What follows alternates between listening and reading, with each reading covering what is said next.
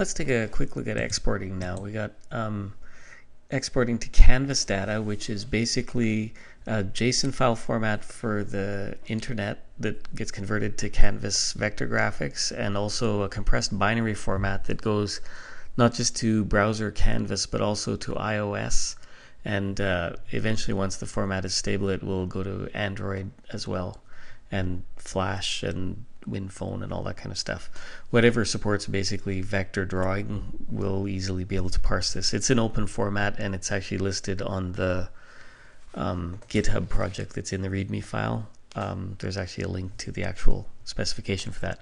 So anyway, we can export to SVG as well, and to Xaml, which is used for Internet Explorer. These are both very well supported in browsers, or not Xaml and Internet Explorer obviously, but SVG's actually supported across all browsers now, modern browsers, so including Internet Explorer. It's actually a very viable option these days.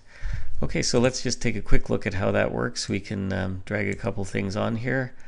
Here, let's do this one. And now we just export Canvas data. Let's just do all three, SVG and Xaml. Now if we go to our file, we see that there's these 4 folders. We know the working folders where we keep our assets. Definitions and instances is the actual working file, and now all the exports will go to the export folder here.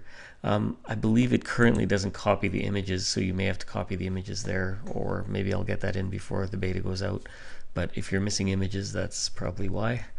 And you can just copy those from the working folder if it's not working. We have the SVG file here, and we can just double click to have a look at that. And I'll make this slightly smaller so it comes in.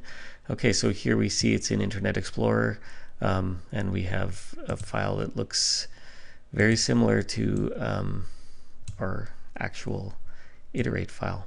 And if you want to look at the actual source of this, you can see that it is indeed an SVG file. Okay, next let's have a look at the Xaml file. So again, let's go to our folder here, export, and here's our Xaml file. I'll just open that. I think I have some Xaml editing tool here. Yes, I do. And you can see that it comes in also as a Xaml file. And you can edit the actual Xaml down there. I wouldn't recommend it though. SVG or Xaml is great, but really for anything more than simple things, you definitely want to use a tool.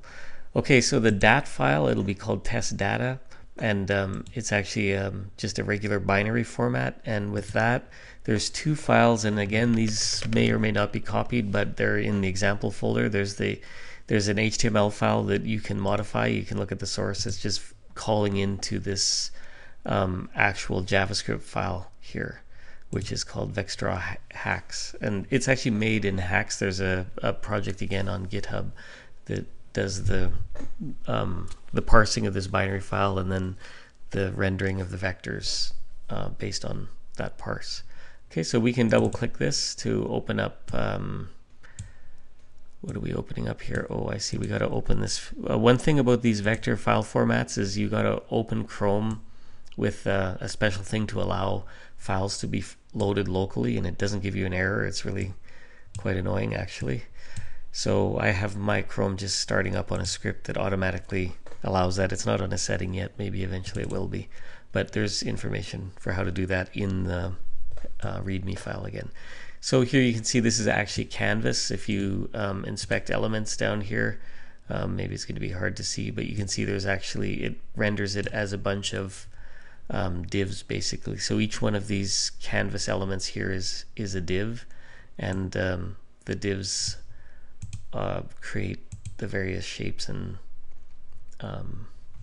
vector renders. And again, this is vector. This isn't bitmaps being drawn in here. This is actually vector rendered from data in Canvas. Okay, so that's basically how the exports work.